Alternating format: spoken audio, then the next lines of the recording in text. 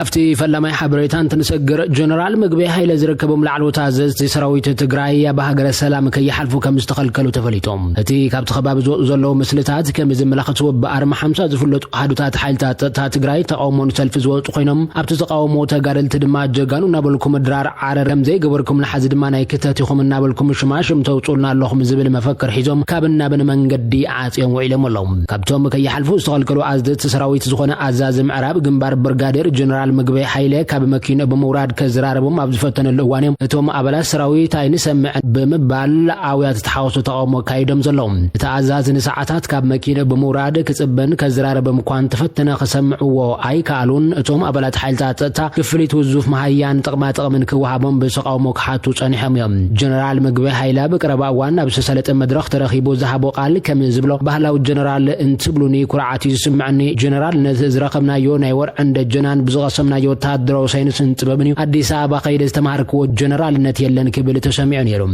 እንተኾነ ዘረባ ጀነራል መግበይ ተቃውሞዝ ገጥሞ ዘሎ ኮይኑ እነዚህ ሲብሩይቶም ዝሃቡ ተጋሩ ጀነራል መግበይ ኃይለ ሐቂ ተዛሪቡ ዝበሉ ኮይኖም አብ ወርዕን አብ ደጀናን ተማሃሮ ሚሊተሪ ሳይንስ እንጥበብን ደርጊን ዝባሃለ ማይ ተሽሓስ ሰራዊትን ዕጥቅን ዝነበሩ ኃይልን خسعر ገይሩ ወይ እዚ ዝኸውን ዘሎ ቅድሚ 35 ዓመታት እዮም ቅድሚ 35 ዓመታት ዝነበረና ኢንፎርሜሽን ቴክኖሎጂን ደረጃን ሎም ዘሎ ደረጃን ናይ ሰማይ ናይ ምድርን ይخبሉ ወይም ዝገልጹ ዘሎም ቅድሚ 35 ዓመታት ዕቡድ መሲልካ ናብ ጸላአቲ ሓበሬታ ምርካብ ይካል ነይሩ ሎምግን ኣብ ሓንቲ ጫፍ ዓለም ኮይኑ እንታይ ከም ዝተዓጠቅካ ክንደይ ሰራዊት ከም ዘለካ ናበይ ተኸይድ ከም ዘለኻን ሙሉእ ሓበሬታኻ ክረክብ ይኽእልዩ ቅድሚ 35 ዓመት ናይ ውግእ ተሽከርከርትኻን ቆጽልን ጭቃን ሸፊንካ ካብ ዓይን ጸላእ ምሽፋን ይካል ነይሩ ሎምግን ተሽከርከርትኻ እንታይ ጽዕነን ከም ዘለዋ ምልላይ ይካልዩ ቅድሚ 35 ዓመታት ዙ 23 ነፈርቲ ውግእ መውዳቕ ይካል ነይሩ ሎምግን ካብ ልዕሊ 12 ኪሎ ሜትር ንላዕሊ ልዒለን ዝበራ ታርጌት ነጽረን ዝወቅዓ ሰባር ወነፈርቱ ውግእ መጽየን የንዝብሉ ዞም አካላት ሎም ዘመን ተቀይር እዩ ኣብ ዝሓለፈ ዓመት ወታደራዊ ስራሒት እስራኤል ሂዝቦላህ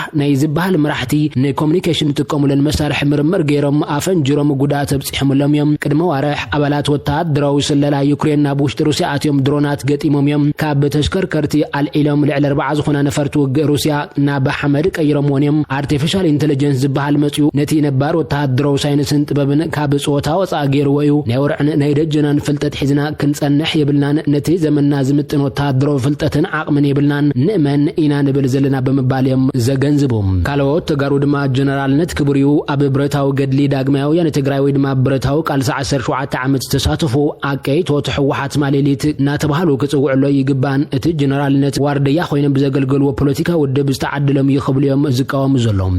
سمو مصاريح كاكليل كمصواع ويغون اب ملشانت بوليتيكا ودبات نطفات زخونو دما عقيتو تحوحات وبلصغنا ام كبالو زغبا ازبلو زوم تغارم نتغراينا نوشطاو تقالعينت داريغوما بتحت ورار غوبطان صنتتن كتقصل زغبروا زوم اكلاتيم كبلوريتوم يغصلوم اسيبوم دما قالس بهراو حرنت كيتزازمنا بنحنح سلطاناتيوم عقم تغراي مقاقيلوم مغلغلاين مغوانين غيزا محدرا بمتياش مرير قالس بهراو حرنت قبولنت كسن غيروم قبولنت وسانه مريحنت نحنح باو سلطان تحويشو تግራይ ደጋው ሓደጋአ ጎበጣ ጽንተትን ሓዲጋ ኣብ ውሽጣው ንሕንሕ ክትሕል ገይሮም ፖለቲካ ትግራይ ጎነጻው ኮይኑ ክቀጽልን ደጋው ኃይል ዝዕድምን ገይሮሞ ኃይል ሚዛን ካብ ጀኖሳይዳል ኃይል ክሽምቱ ፖለቲካው ትግራይ ሕሱርን ተሓስካርን ገይሮሞ ባህሪ ዓቀይቶት ንብረት ገባር መምንዛዕን በመኻኑ ዓቀይቶት ድማ ቃልስ ህዝብ ትግራይ ብግዕዚና መራሲሕሞም አቡያን ደናቁር በመኻኖም ምስ ሓድሽ ወለዶ ዘይምቅድዳውን በመፍጣር ሞራል ሰራዊትን ሓንሸሹ ተስፋ ክቆርጹን ክውሕውሕን ምኽንያት ኮይኖም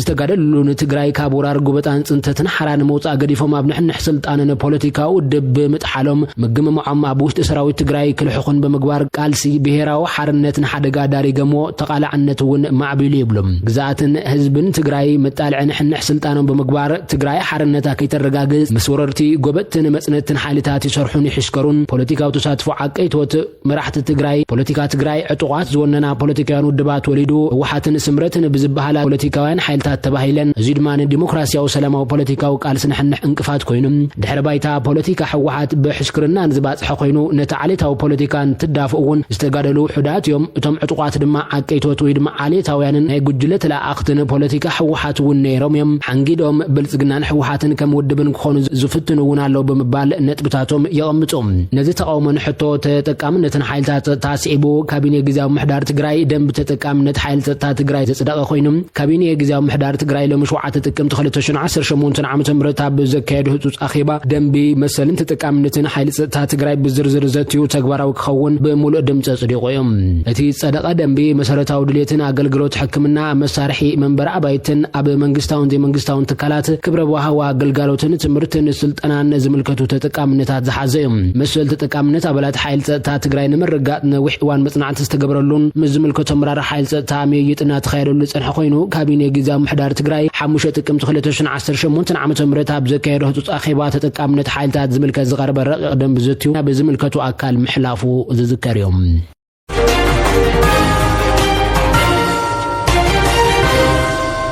ማእኸል ለመሰልጠኒ እዝፉሊ ወፍሪ ብላቴ በዲሲፕሊን ዝተሃነጸን ትኽክለኛ ጽንዓት ዝተላበሰን ሃገራዊ ፍቕሪ ዘሎ ኢትዮጵያዊ ሰራዊት ዝህነጸሉ ማእኸል መስሪትና ኣለና ክብል ሌተናል ጀነራል ሹማ ኣብደታ ተዛሪቡሎም። ማእኸል መሰልጠኒ እዝፉሊ ወፍሪ ብላቴ ራብዓይ ዙር መሰረታዊ ስልጠና ውትድርና በመጀመር መበል 44 ዙርያ ስልጠንቲ ኮማንዶ የሰልጥናሎም። ኣባላት ሰራዊት ሃገር በዲሲፕሊን ዝተሃንጸ ጽንኩር ሃገራዊ ፍቕሪ ዝተላበሰን ወታደር ንምዃን ጠንኪሮም ክሰርሑ እዮም ክብል እዩ ኣዛዝት ማእኸል እዩ ተዛሪቡ ዘሎ። ማእኸል መሰልጠኒ እዚ ፍሉይ ሓይሊ ኮማንዶ እናሰልጠነ ከም ዘሎ ዝተሓበረ ኮይኑ ኣብቲ እዋን ነቲ ቤት ትምህርቲ መሰልጠኒ ብዲሲፕሊን ዝተሃንጸን ጽንዓት ዝተላበሰን ሃገራዊ ፍቕሪ ዘሎ ኢትዮጵያዊ ሰራዊት ዝህነጸሉ ማእኸል እዩ። ኮማንዶ ብእምነት ንባዕሉ ሕሊፉ ብምሃብ ንሃገሩ ዘኹርዕ ታሪኽ ዝሰርሕ ከም ዝኾነ ድማ ሌተናል ጀነራል ሹማ ኣብደታ ኣብርሂሎም። ሰራዊት እቲ ሃገር ካብ ቀረባ ግዜ ንድሓር ብኣጽዋርን ሓይሊ ሰብን ዝተዋደደ ምጥንኻራት ይገብር ከም ዘሎ ዝገልጽ ዘሎ ኮይኑ ቅድሚ መዓልታት እውን እንትኾነ ዋና ኣዛዚ ሌተናል ጀነራል ይልማ መርዳሳ ሓይሊ ኣየር ዝወሃቦ ዝኾነ ይኹን ወፍሪ ንምፍጻማ ብዝለዓለ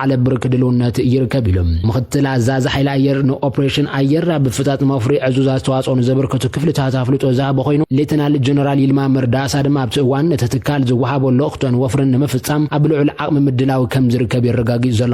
ሓይሊ ኣየር ኣብ ሓፂር እዋን ብዝወገኖም ስራሕቲ ለውጢ ዘደንቑ ዓወታት መዝግቢ ዝበለት ዋና ኣዛዚ እዚ ድማ ውፅኢት ስራሕ ኣመራርሓን ኣባላትን ከም ዝኾነ እዩ ኣገንዚቡ ዘሎ።